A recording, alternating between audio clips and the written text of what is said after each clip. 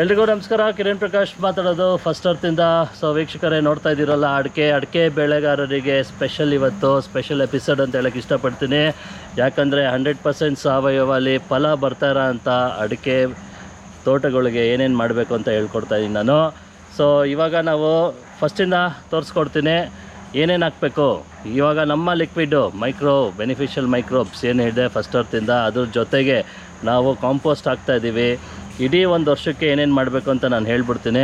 ಫಲ ಬಂದಿರೋ ಅಂಥ ಮರಗಳಿಗೆ, ಅಂದರೆ 5 ವರ್ಷಕ್ಕಿಂತ ಮೇಲಿರೋ ಅಂಥ ಮರಗಳಿಗೆ ನೀವು ಸೆಣಬು ಹಾಕೋಕ್ಕಾಗಲ್ಲ, ಯಾಕಂದರೆ ಬೇರು ಕಟ್ಟಾಗುತ್ತೆ, ರೋಟೋವೇಟ್ರ್ ಹೊಡಿಯೋಕ್ಕಾಗಲ್ಲ.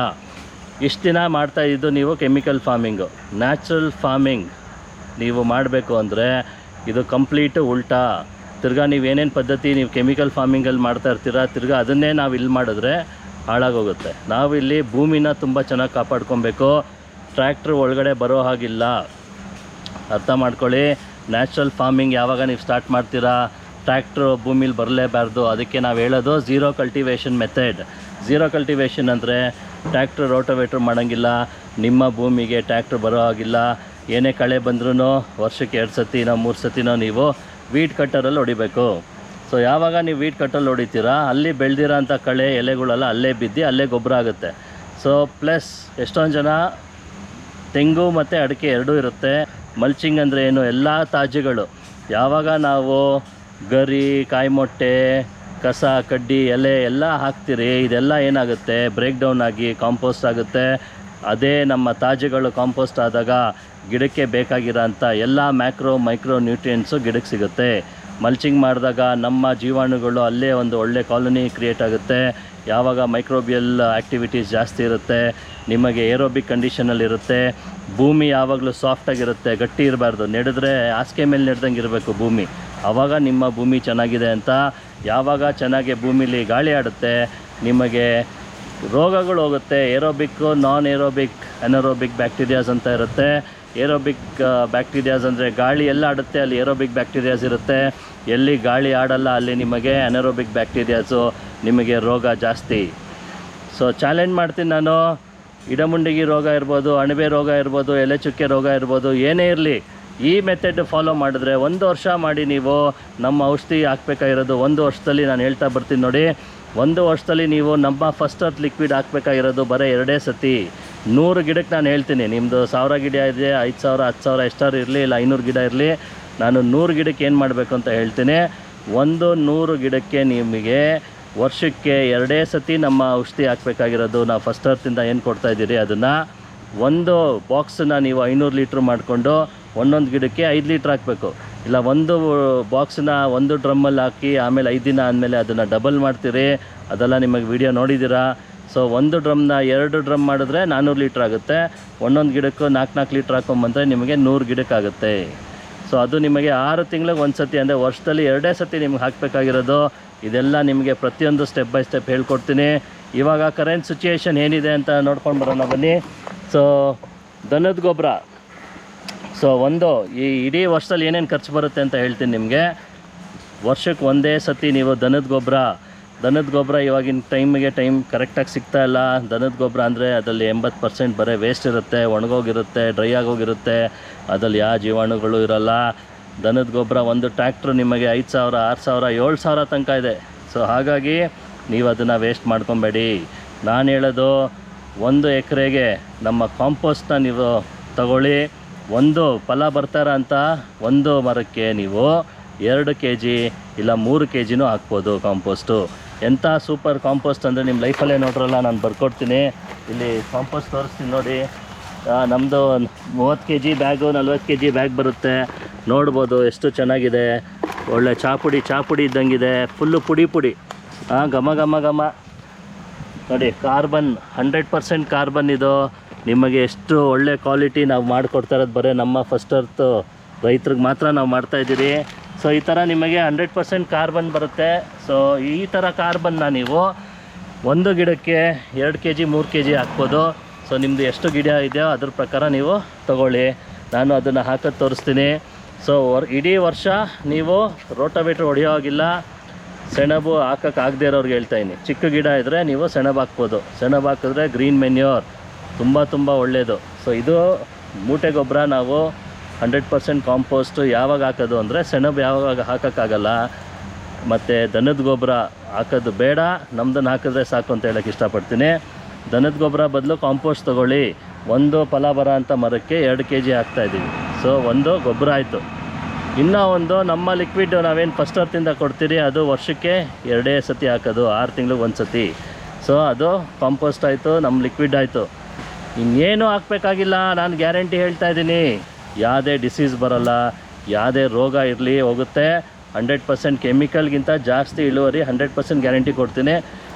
ಬನ್ನಿ ಫಾಲೋ ಮಾಡಿ. ಇವಾಗ ಕರೆಂಟ್ ಸಿಚುವೇಶನ್ ಈ ಥರ ಇದೆ. ಇಲ್ಲಿ 5 ವರ್ಷದ್ದು ಇದು ಅಡಿಕೆ ತೋಟ ನೋಡ್ಬೋದು. ಅಂತ ಏನು ಹೇಳ್ಕೊಳೋ ಅಷ್ಟು ಬಂದಿಲ್ಲ ನೋಡಿ, ತುಂಬ ವೀಕ್ ಆಗಿದೆ.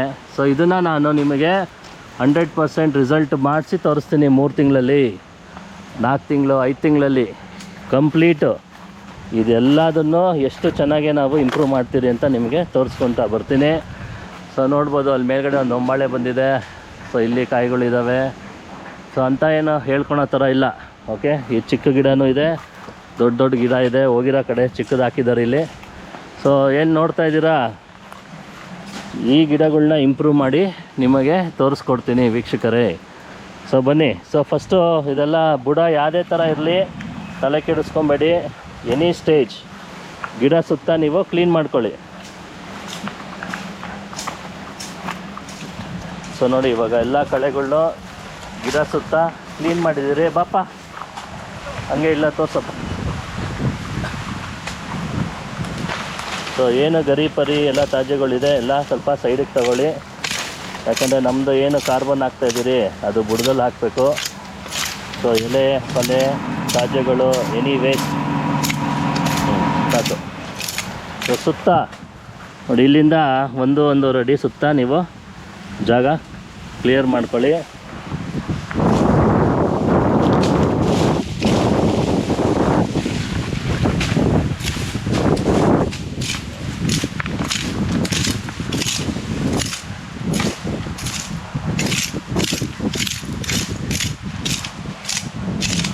ಸೊ ಇವತ್ತಿಂದು ಪರಿಸ್ಥಿತಿ ಪ್ರಕಾರ ನೋಡ್ಬೋದು, ಭೂಮಿ ಅಷ್ಟು ಲೂಸ್ ಇಲ್ಲ, ಸ್ವಲ್ಪ ಗಟ್ಟಿ ಇದೆ. ಪರವಾಗಿಲ್ಲ, ಹೇಳ್ಕೊಂಡು ಅಷ್ಟೇನು ಗಟ್ಟಿ ಇಲ್ಲ, ಪರವಾಗಿಲ್ಲ. ಬಟ್ ನಿಮಗೆಲ್ಲೂ ಬಿಳಿ ಬೇರುಗಳು ಎಲ್ಲೂ ಕಾಣ್ತಾ ಇಲ್ಲ. ಕರೆಕ್ಟಾ? ಸೊ ಇನ್ನೆಲ್ಲ ನೋಡಿ, ಇಲ್ಲಂತೂ ಜಾಗನೇ ಇಲ್ಲ, ಒಳಗಡೆ ಹೋಗ್ತಾ ಇಲ್ಲ. ಸೊ ಇದನ್ನು ನಾನು 100% ರಿಜ್ಯೂನೇಟ್ ಮಾಡಿ ಡಿಫ್ರೆನ್ಸ್ ತೋರಿಸ್ತೀನಿ ನಿಮಗೆ 6 ತಿಂಗಳಲ್ಲಿ. ಪ್ರತಿ ತಿಂಗಳು ನಾವು ಇದನ್ನು ವಿಡಿಯೋ ಮಾಡಿ ತೋರಿಸೋಣ. ಸೊ ನೋಡ್ತಾ ಇದ್ದೀರಾ, ಈ ಥರ ಎಲ್ಲ ಸುತ್ತ ನೀವು ಕ್ಲಿಯರ್ ಮಾಡ್ಕೊಳ್ಳಿ.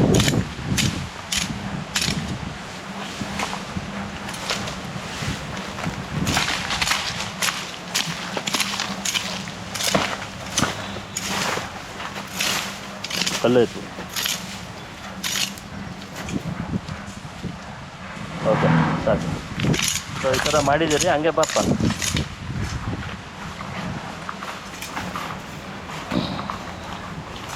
ಸೊ ಎಲ್ಲ ತಾಜ್ಯಗಳು ಇದೆ. ನಮ್ಮ ಗೋಲ್ಡು ಗೊಬ್ಬರದ ಕಾರ್ಖಾನೆ ಎಲ್ಲಿದೆ ಅಂದರೆ ನಮ್ಮ ಭೂಮಿಲೇ ಇದೆ. ನಾವು ಆಚೆ ಕಡೆಯಿಂದ ತೊಗೊಂಬಂದು ಗೊಬ್ಬರ ಮಾಡೋದು ಏನಕ್ಕೆ ಮಾಡಿರೋದು ಅಂದರೆ ಬಿಸ್ನೆಸ್ಗೋಸ್ಕರ. ನಿಮ್ಮ ಭೂಮಿ ಹಾಳಾದರೆ ತಾನೇ ಅಲ್ಲಿ ಆಚೆ ಅವ್ರಿಗೆ ಬಿಸ್ನೆಸ್ಸು. ಸೊ ಹಾಗಾಗಿ ಇಲ್ಲಿ ಏನು ಹಾಕ್ಬಾರ್ದು, ಕಾಯಿ ಮೊಟ್ಟೆ ಹಾಕ್ಬಾರ್ದು, ಗರಿ ಹಾಕ್ಬಾರ್ದು, ಅದು ಹಾಕ್ಬಾರ್ದು, ಇದು ಹಾಕ್ಬಾರ್ದು ಅಂತ ಏನಕ್ಕೆ ಹೇಳೋದು ಅಂದರೆ ನಿಮ್ಮ ಭೂಮಿ ಹಾಳಾದ್ಮೇಲೆ ತಾನೇ ನೀವು ಅಲ್ಲಿ ಹೋಗಿ ಕೊಂಡ್ಕೊಳೋದು.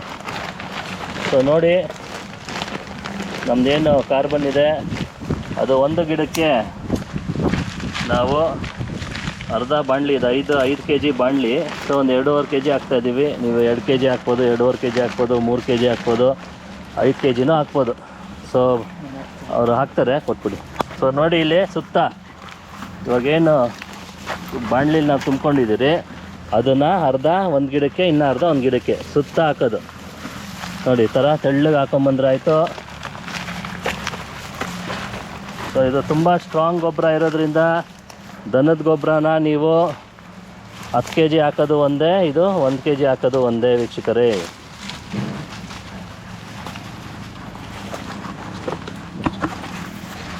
ಹಾಂ ನೋಡಿ, ಇದು ಏನಿದೆ ಇದು ಪುಡಿ ಇರೋದ್ರಿಂದ ನೋಡಿ ಎಂಥ ಫಸ್ಟ್ ಕ್ಲಾಸ್ ಆಗಿದೆ.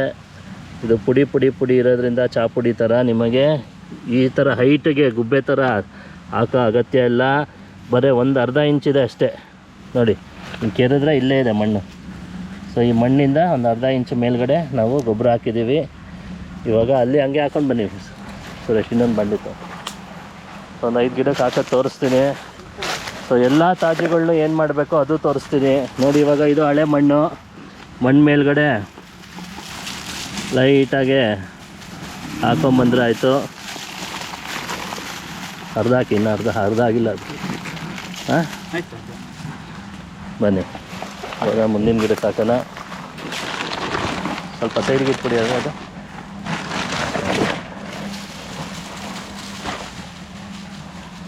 ಸೊ ಬುಡದಿಂದ 1 ಅಡಿ ಆಚೆ ಬಂದರೂ ತೊಂದರೆ ಇಲ್ಲ, ಸುತ್ತ ಹಾಕಿದ್ರೆ ಆಯಿತು.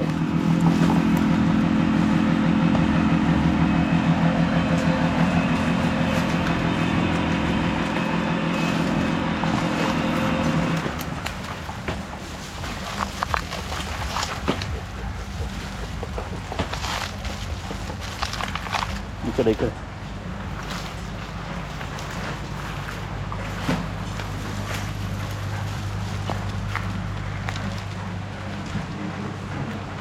ಸೊ ಇಷ್ಟೇ ಹಾಕ್ಬೇಕಾಗಿರೋದು ವೀಕ್ಷಕರೇ. ಇದು ತುಂಬ ಸ್ಟ್ರಾಂಗು, ಗಿಡಕ್ಕೆ ಬೇಕಾಗಿರೋಂಥ ಎಲ್ಲ ಮೈಕ್ರೋ ನ್ಯೂಟ್ರಿಯೆಂಟ್ಸ್ ಇರುತ್ತೆ. ಇದು ಹಾಕಿದ ತಕ್ಷಣ ಬಿಸಿಲುಗಾಲದಲ್ಲಿ ಹಾಕೋರು, ಮಳೆಗಾಲದಲ್ಲಿ ಹಾಕೋರು. ಇದು ಹಾಕಿದ ತಕ್ಷಣ ಮಳೆ ಬಂದರೆ ಇದು ಭೂಮಿ ಒಳಗಡೆನೇ ಹೋಗೋದಿದ್ರು ಅಂಶಗಳು, ಏನು ತೊಂದರೆ ಇಲ್ಲ. ಬಟ್ ಬಿಸಿಲುಗಾಲದಲ್ಲಿ ಇದ್ರ ಮೇಲೆ ಬಿಸಿಲು ಬಿದ್ದರೆ ಇದರಲ್ಲಿರೋಂಥ ಜೀವಾಣುಗಳೆಲ್ಲ ಸತ್ತೋಗುತ್ತೆ, ಇದರಲ್ಲಿರೋಂಥ ಕಾರ್ಬನ್ ಎಲ್ಲ ಎವಾಪ್ರೇಟ್ ಆಗೋಗುತ್ತೆ ವೀಕ್ಷಕರೇ. ಸೊ ಹಾಗಾಗಿ ಇದು ಹಾಕಿದ ತಕ್ಷಣ ಮಲ್ಚಿಂಗ್ ಮಾಡಬೇಕು, ಅವತ್ತೇ ಮಾಡಿದ್ರೆ ಒಳ್ಳೆಯದು. ಹಾಂ, ಇನ್ನು ತೆಂಗಿನ ಮರಕ್ಕೆ ಹಾಕೋದು ನಿಮ್ಗೆ ತೋರಿಸ್ಕೊಡ್ತೀನಿ, ಸಾಕು ಇಲ್ಲ ಸರಿ. ಸೊ ತೆಂಗಿನ ಮರಕ್ಕೆ ಹಾಕೋರು ಒಂದು 10 kg ಹಾಕ್ಬೋದು. ಸೊ ತೆಂಗಿನ ಮರಕ್ಕೂ ಅಷ್ಟೇ ಅದೇ ಥರ ಸುತ್ತ ಕ್ಲೀನ್ ಮಾಡ್ಕೊಳ್ಳಿ ಎಲ್ಲ. ಇದು ಎಷ್ಟು 5 kg ಇದಲ್ವಾ, ಇನ್ನೊಂದು ತೊಗೊಂಬಂದ್ಬಿಡಪ್ಪ. ಸೊ ನೋಡ್ಬೋದು ವೀಕ್ಷಕರೇ, 2 ಬಾಣಲಿ ಹಾಕ್ಬಿಟ್ರೆ 10 kg ಹಾಕ್ದಂಗೆ ಆಯಿತು.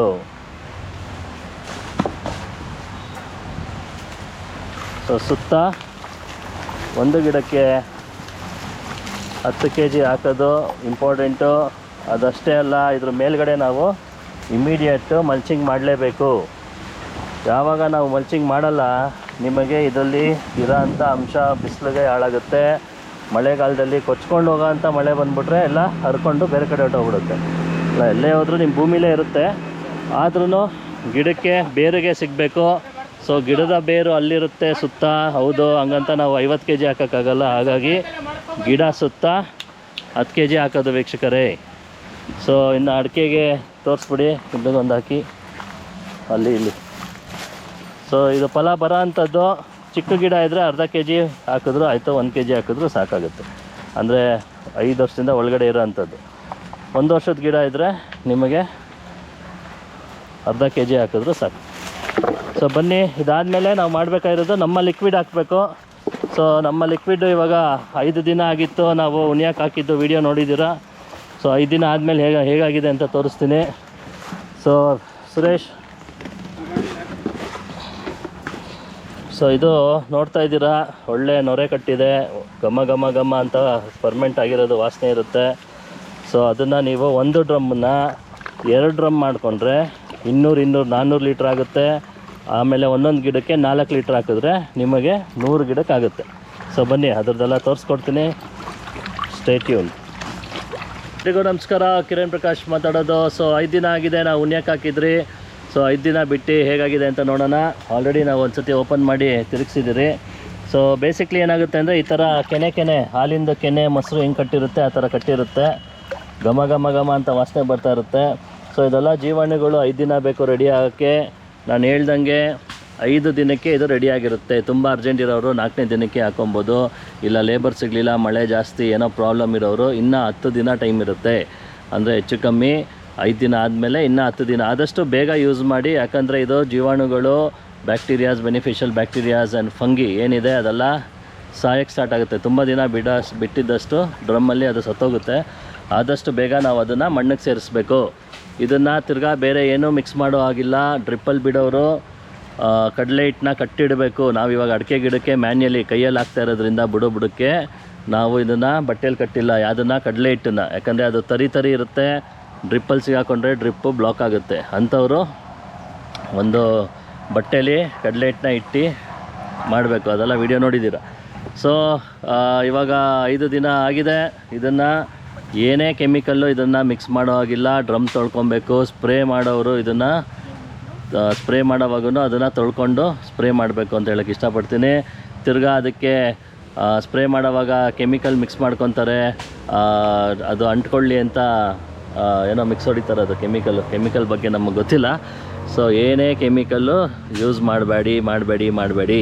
ಸೊ ಇದನ್ನು ನಾವು ಒಂದು ಡ್ರಮ್ಮನ್ನು 100 ಗಿಡ ಅಡಿಕೆ ಗಿಡಕ್ಕೆ ಹೇಳ್ತಾ ಇದ್ದೀನಿ. 100 ಗಿಡಕ್ಕೆ ನಾವು ಇವಾಗ 1 ಡ್ರಮ್ಮನ್ನು ಕಲಿಸ್ಕೊಂಡಿದ್ದೀರಿ. ಈ 1 ಡ್ರಮ್ಮನ್ನ 2 ಡ್ರಮ್ ಮಾಡ್ಕೊಳೋಣ. ಸೊ ಇದರಲ್ಲಿ 200 ಲೀಟ್ರ್ ಇರೋದನ್ನು 100 ಲೀಟ್ರ್ ಇನ್ನೊಂದು ಡ್ರಮ್ಗೆ ಹಾಕೋಣ. ಬನ್ನಿ, ಇದನ್ನು ಚೆನ್ನಾಗಿ ತಿರುಗಿಸ್ಬಿಡಿ ಫಸ್ಟು. ಸೊ ಚೆನ್ನಾಗಿ ಮಿಕ್ಸ್ ಮಾಡಾದಮೇಲೆ ಹಾಕಪ್ಪ. ಸೊ ಇದನ್ನು ಮಿಕ್ಸ್ ಮಾಡಿ ಇದನ್ನು ಅರ್ಧ ಆ ಕಡೆ ಡ್ರಮ್ಗೆ ಹಾಕ್ಕೊಳ್ಳಿ. ಸೊ ಇನ್ನೊಂದು ಖಾಲಿ ಡ್ರಮ್ ತೊಗೊಳ್ಳಿ, ಅದನ್ನು ನೀಟಾಗಿ ತೊಳ್ಕೊಬೇಕು. ಸೊ ನೀಟಾಗಿರಬೇಕು, ಕೆಮಿಕಲ್ ಇರಬಾರ್ದು ಈ ಡ್ರಮ್ಮಲ್ಲೂ. ಸೊ 200 ಲೀಟ್ರನ್ನ 100 ಲೀಟ್ರ್ ಈ ಡ್ರಮ್ಗೆ ಹಾಕ್ಕೊಂಡು 2ಕ್ಕೂ ನೀರು ತುಂಬಿಸೋಣ. ಸೊ ಇದನ್ನು ಎಷ್ಟು ದಿನ ಇಡ್ಬೋದು ಅಂತ ಹೇಳಿದ್ದೀನಿ. 5 ದಿನ ರೆಡಿ ಆದಮೇಲೆ ಮ್ಯಾಕ್ಸಿಮಮ್ ಇನ್ನು 10 ದಿನದ ಒಳಗೆ ಯೂಸ್ ಮಾಡಬೇಕು. ತುಂಬ ಅರ್ಜೆಂಟ್ ಇದ್ದೆ ಆಗಲೇ ಇಲ್ಲ ಅಂದರೆ ಬುಡಕ್ಕೆ ಬೇಗ ಹಾಕ್ಸ್ಬಿಡಿ, ಚಾನ್ಸೇ ಇಲ್ಲ. ಬೇರೆ ಏನೂ ಮಾಡೋಕ್ಕಾಗೋದಿಲ್ಲ.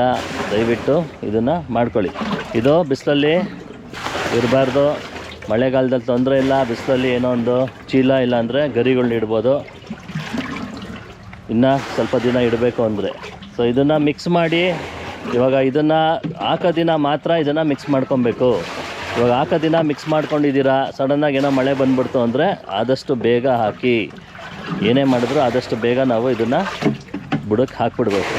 ನೀರು ಮಿಕ್ಸ್ ಮಾಡದೇ ಇರಲಿ. 5 ದಿನ ಆದಮೇಲೆ ಆದಷ್ಟು ಬೇಗ ಅದು ಮಣ್ಣಿಗೆ ಹೋಗ್ಬೇಕು. ಸೊ ನೋಡ್ತಾ ಇದ್ದೀರಾ, ಘಮ ಅಂತ ಸ್ಮೆಲ್ ಬರ್ತಾ ಇರುತ್ತೆ. ಸೊ ಇದು ಯಾವ ಥರ ಇರಬೇಕು, ಒಂದೊಂದು ಸತಿ ನೊರೆ ಬರುತ್ತೆ, ಒಂದೊಂದು ಸತಿ ನೊರೆ ಬರೋಲ್ಲ. ಏನೂ ತಲೆ ಕೆಡಿಸ್ಕೊಬೇಡಿ. ಅದು ಯಾವುದೇ ಥರ ಇದ್ರೂ 5 ದಿನಕ್ಕೆ ರೆಡಿಯಾಗಿರುತ್ತೆ. ವೆದರ್ ಮೇಲೆ ಡಿಪೆಂಡ್ ಆಗುತ್ತೆ. ಇದೇ ನಾವೇನೇ 10 ಡ್ರಮ್ಮಿಗೆ 10 ಬಾಕ್ಸ್ ಹಾಕಿದ್ರೆ ಒಂದೊಂದು ಡ್ರಮ್ಮಲ್ಲಿ ಒಂದೊಂದು ಥರ ಬರುತ್ತೆ. ಹಿಂಗೆ ಆಗಬೇಕು ಅಂತ ಏನು ರೂಲ್ಸ್ ಇಲ್ಲ. ಸೊ ಒಟ್ಟಿನಲ್ಲಿ 5 ದಿನಕ್ಕೆ ರೆಡಿಯಾಗಿರುತ್ತೆ. ಸೊ ಬನ್ನಿ, ಇವಾಗ ಅರ್ಧ ಆ ಡ್ರಮ್ಗೆ ಹಾಕ್ಕೊಂಡಿದ್ದೀವಿ, ಆ ಡ್ರಮ್ಗೆ ಅರ್ಧ, ಈ ಡ್ರಮ್ಗೆ ಅರ್ಧ ಹಾಕ್ಕೊಂಡಿದ್ದೀರಿ. ಸೊ ಇದನ್ನು ಫುಲ್ಲು ನಾವು ಇಲ್ಲಿ ತನಕ ನೀರು ತುಂಬಿಸ್ಬಿಡೋಣ. ಸೊ ನೀರು ತುಂಬಿಸಿದಾಗ ನಿಮಗೆ ಡೈಲ್ಯೂಟ್ ಆಯಿತು.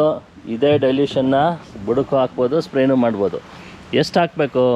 ಇವಾಗ ನಾವು ಫಲ ಬರ ಅಂತ ಗಿಡಕ್ಕೆ 5 ಲೀಟ್ರ್ ಹಾಕ್ತಾಯಿದ್ದೀರಿ. ವರ್ಷಕ್ಕೆ 2 ಸತಿ, ಒಂದು ಸತಿ ಇವಾಗ ಹಾಕೋದು, ಇನ್ನೊಂದು ಸತಿ 6 ತಿಂಗಳಾದ್ಮೇಲೆ ಹಾಕೋದು. ಸೊ ಮಂತ್ಲಿ ನಾನು ಅಪ್ಡೇಟ್ ಮಾಡ್ತೀನಿ ನಿಮಗೆ ಯಾವ ಥರ ಆಗುತ್ತೆ ಅಂತ ನೋಡ್ಬೋದು. ಸೊ ಗಿಡ ಯಾವ ಥರ ಇದೆ ನೋಡ್ಕೊಂಬಂದ್ಬಿಡೋಣ ಅವರು ಮಾಡೋ ಅಷ್ಟರಲ್ಲಿ. ಸೊ ಇನ್ನು ಮಲ್ಚಿಂಗ್ ಬಗ್ಗೆ ನಾನು ಹೇಳ್ತಾ ಇದ್ದೆ. ಸೊ ಇದೆಲ್ಲ ನಮ್ಮದು ಗರಿಗಳು ಮೊಟ್ಟೆ ಎಲ್ಲ ಇರೋದ್ರಿಂದ ನಾವು ಇದರಲ್ಲೇ ಮಲ್ಚಿಂಗ್ ಮಾಡ್ತಾಯಿದ್ದೀರಿ. ಯಾರು ಸೆಣಬು ಹಾಕೋಕ್ಕಾಗಲ್ಲ, ಅವರು ಕಾಂಪೋಸ್ಟ್ ಹಾಕಬೇಕು ಅಂತ ಹೇಳಿದ್ದೆ. ಇವಾಗ ಎಲ್ಲ ಗಿಡಕ್ಕೂ ಕಾಂಪೋಸ್ಟ್ ಹಾಕಿದ್ದೀವಿ ನಾವು. ನೆನ್ನೆನೇ ನೋಡಿ ಎಲ್ಲ ಗಿಡಕ್ಕೂ ಕಾಂಪೋಸ್ಟ್ ಹಾಕಿದ್ದೀವಿ. ಸೊ ನೆಕ್ಸ್ಟ್ ಡೇ ಮ್ಯಾಕ್ಸಿಮಮ್ 1 ದಿನ 2 ದಿನದಲ್ಲೇ ನಾವು ಮಿಕ್ಕಿದ ಕೆಲಸ ಮುಗಿಸ್ಕೊಂಬಿಡ್ಬೇಕು. ಕಾಂಪೋಸ್ಟ್ನ ಹಾಕಿರೋದನ್ನು ನಾವು ಕಾಂಪೋಸ್ಟ್ ಆದಮೇಲೆ ಔಷಧಿ ಹಾಕಿ ಆಮೇಲೆ ಮಲ್ಚಿಂಗ್ ಮಾಡಿಬಿಡೋದು. ಏನಿಲ್ಲ ವೀಕ್ಷಕರೇ, ಬುಡಕ್ಕೆ ಹೋದರೆ ಆಯಿತು. ಮಲ್ಚಿಂಗ್ ಮಾಡಿದ್ಮೇಲೂ ಹಾಕ್ಬೋದು. ಗರಿ ಪರಿ ಮೇಲೆ ಬಿದ್ದಿರೋದು ಜೀವಾಣುಗಳು ವೇಸ್ಟ್ ಆಗಬಾರ್ದು ಅಂತ ಅಷ್ಟೇ ಉದ್ದೇಶ. ಸೊ ಇವಾಗ ನೀರು ತುಂಬ್ತಾಯಿದ್ದೀರಿ. ಸೊ ಗಿಡಗಳು ನೋಡಿ ಈ ಥರ ಇಳುವರಿ ಇದೆ. ಇದನ್ನು ಯಾವ ಸ್ಟೇಜಿಗೆ ಯಾವ ಸ್ಟೇಜಿಗೆ ಬರುತ್ತೆ ಅಂತ ನಿಮಗೆ ತೋರಿಸ್ಕೊಡ್ತೀನಿ. ಸೊ ಹೋಗಿರೋವೆಲ್ಲ ಹೊಸದು ಹಾಕ್ಕೊಂಡಿದ್ದಾರೆ. ಅದಕ್ಕೂ ನೋಡಿ ಎಲ್ಲ ಸ್ವಲ್ಪ ರೋಗಗಳಿದೆ, ಅಷ್ಟು ಕ್ವಾಲಿಟಿ ಇಲ್ಲ. ಸೊ ಇದು ಎಲ್ಲ ಹೊಸ ಸುಳಿಗಳು ಬರುತ್ತೆ.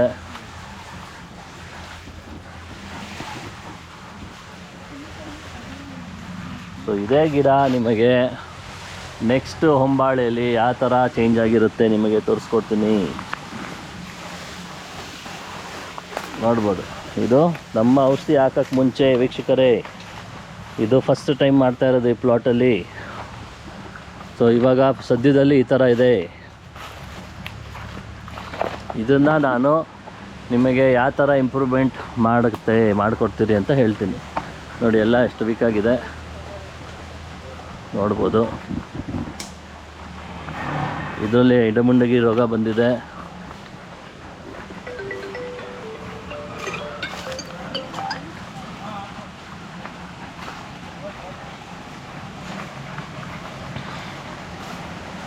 ಸೊ ನೋಡ್ಬೋದು ಕಂಪ್ಲೀಟ್ ಚೇಂಜ್ ಆಗುತ್ತೆ. 100% ಚಾಲೆಂಜ್ ಮಾಡ್ತೀನಿ ನಾನು ವೀಕ್ಷಕರೇ. 100% ಚಾಲೆಂಜ್ ಅಲ್ಟಿಮೇಟಾಗಿ ಮಾಡಿ ತೋರಿಸ್ತೀನಿ ಪ್ಲಾಟು.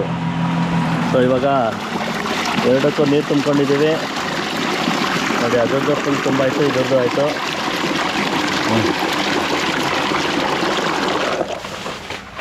ಹೇಳ್ಬಿಡಿ ಸರ್. ಸೊ ನೀರು ಬಿಟ್ಟಾಗೆ ನಮಗೆ ಇದಕ್ಕೆ ಹೆಂಗಿದ್ರು ಮಿಕ್ಸ್ ಆಗಿರುತ್ತೆ, ಏನು ತೊಂದರೆ ಇಲ್ಲ. ಸೊ ಇವಾಗ ಒಂದೊಂದು ಗಿಡಕ್ಕೆ 5-5 ಲೀಟ್ರ್ ಹಾಕಬೇಕು.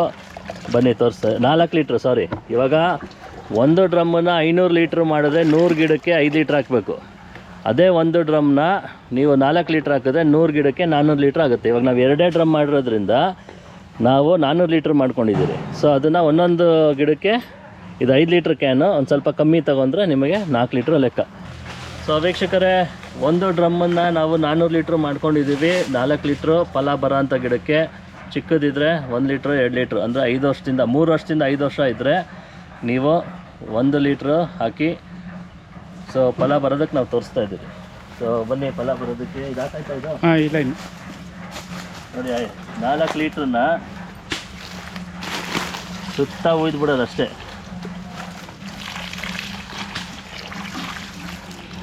ಸೊ ಇದು ಆಚೆ ಬಂದರೂ ಪರವಾಗಿಲ್ಲ ನೀರು, ಓಕೆನಾ. ಬುಡಕ್ಕೆ ಹೋದರೆ ಒಳಗಡೆ ಹೋದಂಗೆ ಲೆಕ್ಕ ಅದು.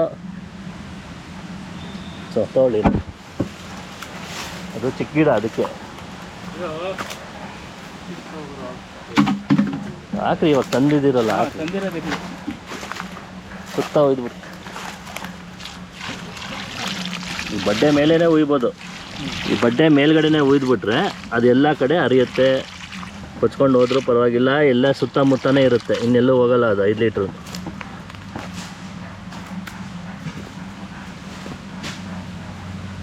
ಸೊ ನಮ್ಮ ಜೀವಾಣುಗಳೂ ಈ ಮೊದಲೇ ನಮ್ಮ ಕಾಂಪೋಸ್ಟಲ್ಲೂ ಬೆನಿಫಿಷಿಯಲ್ ಬ್ಯಾಕ್ಟೀರಿಯಾಸ್ ಇರುತ್ತೆ.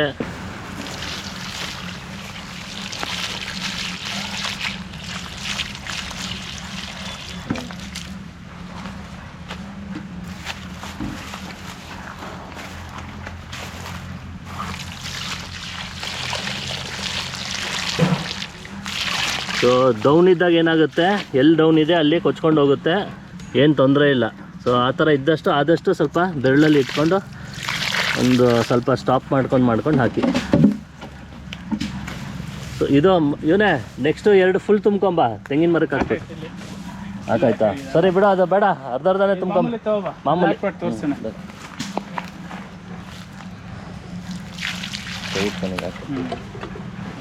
ಸರಿ ಬರುತ್ತೆ.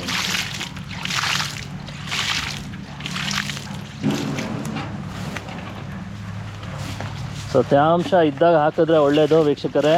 ಸೊ ನೀರು ಬಿಟ್ಬಿಟ್ಟು ಹಾಕಿ, ಇಲ್ಲಾಂದರೆ ಸ್ಪ್ರಿಂಕ್ಲರ್ ಇರೋರು ಸ್ಪ್ರಿಂಕ್ಲರ್ ಆನ್ ಮಾಡಿಬಿಟ್ಟು ಹಾಕಿ.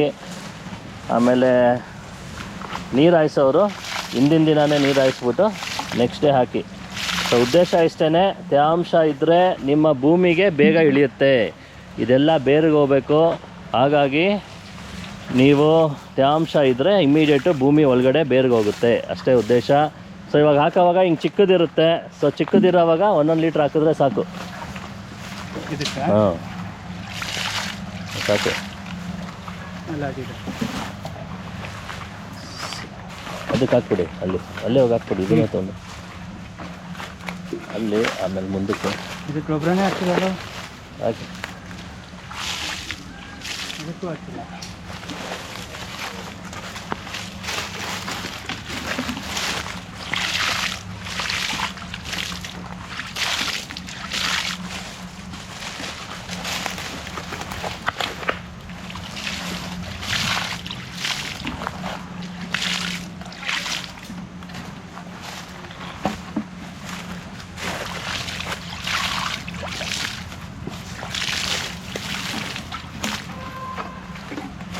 ನೀವು ಕೈ ಹಿಡ್ಕೊಂಡು ಇದ್ರ ಮೇಲೆ ಬಿಡಿ, ಸೈಡಿಗೆ ಹಾಕ್ಬಿಡಿ. ಹಂಗೆ ಅಲ್ಲೇ ಬಿಡಿ. ನಿಮಿಷ ಸಾಕಾಗ್ಬೇಕು ಚಿಕ್ಕ ಗಿಡ.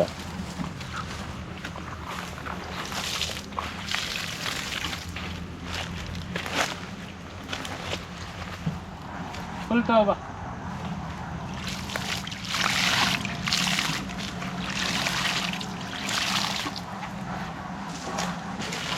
ಸೊ ತೆಂಗಿನ ಮರ ನೋಡಿ, ಫಲ ಅಂತ ತೆಂಗಿನ ಮರಕ್ಕೆ ನಾವು 10 ಲೀಟ್ರ್ ಹಾಕಬೇಕು. ಸೊ 10 ಲೀಟರು ಒಂದು ಗಿಡಕ್ಕೆ. ಸೊ ಇದು ಬುಡದ ಮೇಲೇ ಸುತ್ತ ಹಾಕ್ಬಿಡಿ. ಸೊ 5 ಲೀಟ್ರ್ ಕ್ಯಾನ್ ಅದು ವೀಕ್ಷಕರೇ. ಸೊ ಇದು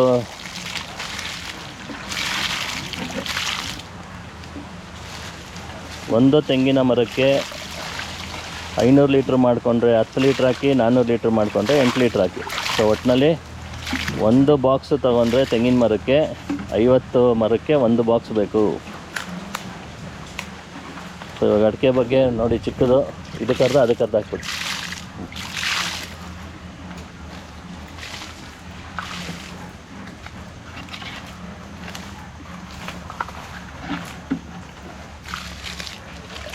ಒಂದೊಂದು ಲೈನೇ ಮಾಡ್ಕೊಂಬನ್ರಿ. ಹೆಂಗೆ ಹಾಕಿದ್ರೆ ಕನ್ಫ್ಯೂಸ್ ಆಗುತ್ತೆ. ಹಿಂಗೆ ಹೋಗಿ ಒಂದೊಂದು ಲೈನ್. ಸರಿ.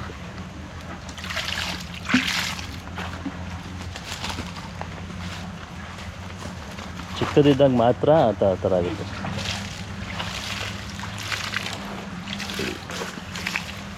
ಈಗ ಹಾಕಲ್ಲ. ಸೊ ನೋಡ್ತಾ ಇದ್ದೀರಲ್ಲ ವೀಕ್ಷಕರೇ, ಇವಾಗ ಲಿಕ್ವಿಡ್ ಹಾಕಾಯಿತು. ಸೊ ಲಿಕ್ವಿಡ್ ಹಾಕಿದ್ಮೇಲೆ ಹಿಂದೆಗಡೆ ಮಲ್ಚಿಂಗ್ ಮಾಡ್ಕೊಂಬರ್ಬೇಕು. ಇದೆಲ್ಲ ಬೆಳಗ್ಗೆಯಿಂದ ಹಾಕ್ತಾಯಿದ್ದೀವಿ ನೋಡಿ. ಸದ್ಯಕ್ಕೆ ಗಿಡ ಸುತ್ತ ಮಲ್ಚಿಂಗ್ ಮಾಡಬೇಕು.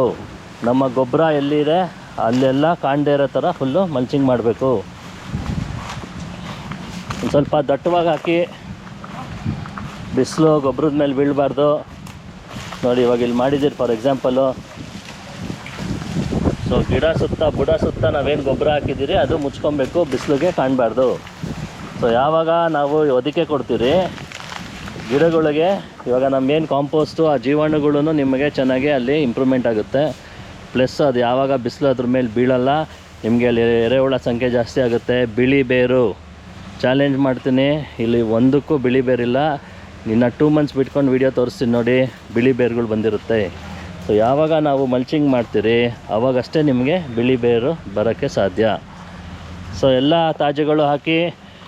ಇವಾಗ ಎಷ್ಟೊಂದು ಜನಕ್ಕೆ ತೆಂಗಿನ ಗರಿ ಇರಲ್ಲ, ತಾಜಾ ಜಾಸ್ತಿ ಇರಲ್ಲ. ಅಂಥವ್ರು ಏನು ಮಾಡಿ, ಹುರುಳಿ ಒಂದು 10 kg ಹುರುಳಿ ತೊಗೊಳ್ಳಿ. ನಮ್ದೇನು ಕಾಂಪೋಸ್ಟ್ ಹಾಕಿದ್ದೀವಿ ಆ ಕಾಂಪೋಸ್ಟ್ ಮೇಲ್ಗಡೆನೇ ಹುರುಳಿ ಎರಚಿಬಿಟ್ರೆ ನಿಮಗೆ ಅದು ಲೈವ್ ಮಲ್ಚಿಂಗ್, ಅಂದರೆ ಹುರುಳಿ ಬೆಳೆಯುತ್ತೆ.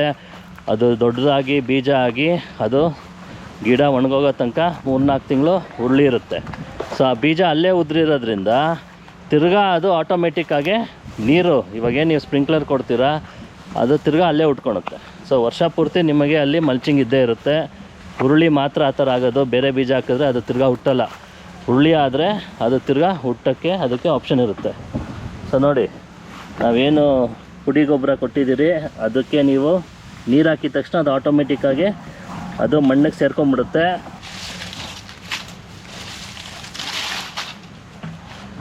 ಸೊ ಎನಿ ತಾಜಾ ಗರಿನೇ ಅಂತ ಅಲ್ಲ, ಏನಾರು ಹಾಕ್ಬೋದು. ಎನಿ ತಾಜಾ ನಿಮ್ಮಲ್ಲಿ ಏನು ತೋಟದಲ್ಲಿ ವೇಸ್ಟ್ ಇದೆ ಅದೆಲ್ಲ ಗೋಲ್ಡು. ನಮ್ಮ ಗೊಬ್ಬರದ ಕಾರ್ಖಾನೆ ನಮ್ಮ ಭೂಮಿಲೇ ಇದೆ. ಅದೆಲ್ಲದನ್ನು ಇಲ್ಲೇ ಹಾಕಿದಾಗ ಅದು ಕರಗಿ ಅದು ಕಾಂಪೋಸ್ಟೇ ಆಗೋದು. 1 ವರ್ಷ ನೀವು ಹಾಕಿ, ಆಮೇಲೆ ನಿಮಗೆ ಚಾಲೆಂಜ್ ಮಾಡ್ತೀನಿ, ಫಸ್ಟ್ ಕ್ಲಾಸ್ ರಿಸಲ್ಟ್ ಬರುತ್ತೆ. ಆಮೇಲೆ ಜಾಸ್ತಿ ಆದಾಗ ನಾನು ಹೇಳ್ಕೊಡ್ತೀನಿ ನಿಮಗೆ. 70-30 ಕಾನ್ಸೆಪ್ಟ್ ಅಂತಿದೆ. ಅದೇನಂದರೆ 70% ಮಲ್ಚಿಂಗ್ ಮಾಡ್ತೀರಿ, ಮಧ್ಯ ಓಡಾಡೋಕ್ಕೆ ಮಾತ್ರ ನಿಮಗೆ ಜಾಗ ಕೊಡ್ತೀರಿ. ಅದು ನೆಕ್ಸ್ಟ್ ಸ್ಟೇಜಲ್ಲಿ ಹೇಳ್ತೀನಿ, ಯಾಕಂದರೆ ಅಷ್ಟು ಮಲ್ಚಿಂಗ್ ಇಲ್ಲ ಇಲ್ಲಿ. ಸೊ ಹಾಗಾಗಿ ನೋಡ್ಬೋದು ಈ ಥರ ಎಲ್ಲ ಸುತ್ತ ಒಟ್ಟು ನಿಮ್ಮ ಕಾಂಪೋಸ್ಟ್ ನಾವೇನು ಹಾಕಿದ್ದೀವಿ ಸುತ್ತ ನಿಮಗೆ ಬಿಸಿಲು ಬೀಳದೇ ಇರೋ ಥರ ಹಾಕಬೇಕು. ದಟ್ಟವಾಗಿ ಹಾಕಬೇಕು, ತೆಳ್ಳಗೆ ಹಾಕಬೇಡಿ. ದಟ್ಟವಾಗಿ ಹಾಕಬೇಕು, ಬಿಸಿಲು ಬೀಳಬಾರ್ದು. ಹಿಂಗೆ ಒಂದು ಹಾಕಿ ಇಷ್ಟು ಮಾಡಿದ್ರೆ ಸಾಕು. ಇದೇ ಥರ ತೆಂಗಿನ ಮರಕ್ಕೂ ತೋರಿಸ್ತೀನಿ ಇವಾಗ ಯಾವ ಥರ ಮಾಡೋದು ಅಂತ. ಬನ್ನಿ ಅಲ್ಲೊಂದು ಮಾಡಿಬಿಡೋಣ. ಸೊ ಸೇಮ್ ಕಾನ್ಸೆಪ್ಟ್ ತೆಂಗಿನ ಮರಕ್ಕೂ. ಸೊ ಯಾವುದನ್ನು ನೀವು ಗುಂಡಿ ತೆಗಿಬೇಕಾಗಿಲ್ಲ. ಗಿಡ ಸುತ್ತ ನೀವು ಗುಂಡಿ ತೆಗೆದು ಹಾಕ್ಬೇಕಾ? ದಯವಿಟ್ಟು ಮಣ್ಣನ್ನು ಡಿಸ್ಟರ್ಬೇ ಮಾಡಬೇಡಿ. ಅಡಿಕೆ ಆಗಲಿ, ತೆಂಗಾಗಲಿ, ಯಾವುದೇ ಗಿಡ ಆಗಲಿ ಏನಿದೆ ಅದಕ್ಕೇ ಮಣ್ಣನ್ನು ಡಿಸ್ಟರ್ಬ್ ಮಾಡಬಾರ್ದು, ಅಲ್ಲಿರೋ ಬೇರು ಕಟ್ಟಾಗಬಾರ್ದು. ಸೊ ಹಾಗಾಗಿ ನೋಡ್ತಾ ಇದ್ದೀರಲ್ಲ, ನಿಮ್ಮ ಬೇರುಗಳು, ಗಿಡದ ಬೇರುಗಳು ತುಂಬ ತುಂಬ ತುಂಬ ಚೆನ್ನಾಗುತ್ತೆ.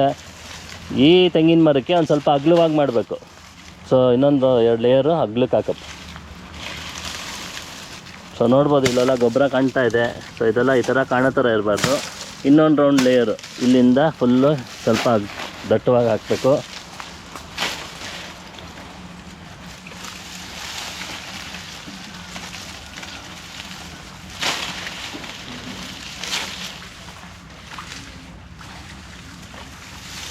ಈ ಕಡೆ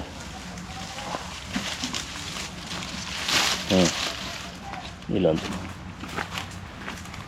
ಸೊ ಮೊಟ್ಟೆ ಗಿಟ್ಟೆ ಏನಿದ್ರು ಓಕೆ. ಇದೆ ತಗೋ.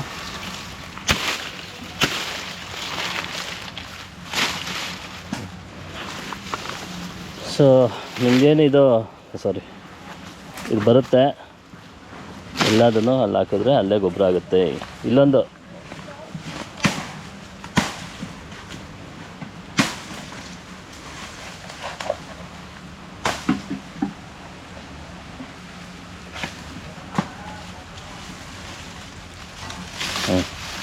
ಸ್ವಲ್ಪ ದಟ್ಟವಾಗಿ ಹಾಕಿದ್ರೆ ಏನಾಗುತ್ತೆ, ಇನ್ನೊಂದಿಲ್ಲಿ ಮುಂದೆ ನೋಡಿ, ಇಲ್ಲಿ ಗೊಬ್ಬರ ನೋಡಿ ವೀಕ್ಷಕರೇ, ಈ ಥರ ಗೊಬ್ಬರ ಕಾಣಬಾರ್ದು ಬಿಸಿಲಿಗೆ. ತೆಂಗಿನ ಗರಿನೇ ತಗೋ ಅಲ್ಲಿ ಮುಂದೆ. ಸೊ ಎಷ್ಟಾಗುತ್ತೋ ಅಷ್ಟು ಮಾಡಿ. ನೆಕ್ಸ್ಟು ಬರ್ತಾ ಬರ್ತಾ ನಾನು ಹೇಳ್ದಂಗೆ ನೀವು ಜಾಸ್ತಿ ಮಾಡ್ಕೊಬೋದು. ಎಷ್ಟು ತಾಜ್ಯ ಇದೆ ಅಷ್ಟು ಮಾಡ್ಕೊಳ್ಳಿ. ಆಗದೇ ಇರೋ ಅಷ್ಟು ಹುರುಳಿ ಹಾಕ್ಬಿಡಿ, ಹುರುಳಿನೇ ಬೆಳೆಯುತ್ತೆ. ಫುಲ್ಲು ಲೈವ್ ಮಲ್ಚಿಂಗ್ ಅಂತಾರೆ ಅದಕ್ಕೆ. ಸೊ ಇದು ಮ್ಯಾಂಡೇಟ್ರಿ. ಈ ಥರ ಎಲ್ಲ ಮಾಡ್ಕೊಂಬನ್ನಿ, ಫಸ್ಟ್ ಕ್ಲಾಸ್ ಆಗುತ್ತೆ. ಚಾಲೆಂಜ್ ಮಾಡ್ತೀನಿ. ಬರೀ ವರ್ಷಕ್ಕೆ 2 ಸತಿ ನಿಮಗೆ ಲೇಬರ್ ಕಮ್ಮಿ ಆಯಿತು, ಟ್ಯಾಕ್ಟ್ರ್ ಬರೋ ಆಗಿಲ್ಲ. ಯಾವುದೇ ಕಾರಣಕ್ಕೂ ಟ್ಯಾಕ್ಟ್ರ್ ಬರೋ ಆಗಿಲ್ಲ. ಸೊ ತುಂಬ ತುಂಬ ಇಂಪಾರ್ಟೆಂಟ್ ಇದು, ಜ್ಞಾಪಕ ಇಟ್ಕೊಳ್ಳಿ. ಆಯ್ತಾನೆ. ಸೊ ಅಡಿಕೆಗೆ ಚಿಕ್ಕದಾಗಿ ಹೊಡೆದಾಕಿ, ತೆಂಗಿಗೆ ಒಂದು ಸ್ವಲ್ಪ ದೊಡ್ಡದೇ ಹಾಕಿದ್ರೆ ಆಯಿತು. ಸಾಕು. S, super. ಸೊ ಇದೆಲ್ಲ ನಿಮಗೆ ಕರಗಿ ಅದೇ ನ್ಯಾಚುರಲಾಗಿ ಅಲ್ಲೇ ಕಾಂಪೋಸ್ಟ್ ಆಗುತ್ತೆ. ಸೊ ಏನು ಹೇಳೋಕ್ಕೆ ಇಷ್ಟಪಡ್ತೀನಿ ಅಂದರೆ, ಈ ಥರ ನೀವು ಮಾಡಿದ್ರೆ 100% ನಿಮಗೆ ರಿಸಲ್ಟ್ ಗ್ಯಾರಂಟಿ ವೀಕ್ಷಕರೇ. ಪ್ರತಿಯೊಂದಕ್ಕೂ ಇಮಿಡಿಯೇಟ್ ಮಲ್ಚಿಂಗ್ ಮಾಡಲೇಬೇಕು, ಹಂಗೆ ಬಿಡಬೇಡಿ.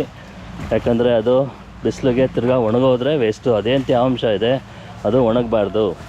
ಸೊ ನೀವು ಏನೂ ಚಾಯ್ಸೇ ಇಲ್ಲ ಅಂದರೆ ಹುರುಳಿ ಹಾಕ್ತೀರಾ. ಸೊ 5-6 ದಿನ 7 ದಿನದಲ್ಲಿ ಅದು ಮೊಳಕೆ ಸ್ಟಾರ್ಟ್ ಆಗುತ್ತೆ. ಹಾಗೆ ಅದು ಲೈವ್ ಮಲ್ಚಿಂಗ್ ಆಗುತ್ತೆ. ಸೊ ನೋಡಿ, ಇಲ್ಲಿ ಎಲ್ಲ ಮಾಡ್ಕೊಂಬಂದಿದ್ದೀವಿ. ಸೊ ಎಲ್ಲ ಈ ಥರ ಮಾಡಲೇಬೇಕು, ಮ್ಯಾಂಡೇಟ್ರಿ. ಏನೋ ಎಲ್ಲಿಂದ ಮಚ್ಚು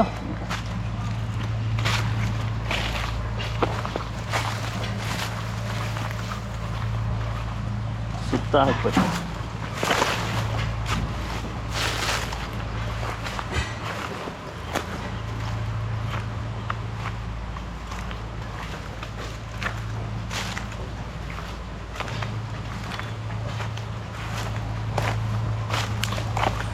ಸೊ ಎಲ್ಲರಿಗೂ ಈಸಿಯಾಗಿ ಅರ್ಥ ಆಯಿತು ಅಂತ ಅಂದ್ಕೊಂಡಿದ್ದೀನಿ ವೀಕ್ಷಕರೇ.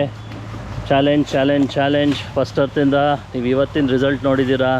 ಇದೇ ನಿಮಗೆ ನೆಕ್ಸ್ಟ್ ಸ್ಟೇಜಿಗೆ ಏನಾಗುತ್ತೆ ಅಂತ ತೋರಿಸ್ಕೊಡ್ತೀನಿ. ಫಸ್ಟ್ ಕ್ಲಾಸ್ ಇಳುವರಿ ಬರಬೇಕು. Challenge. Thank you very much. ನಮಸ್ಕಾರ. Thank you.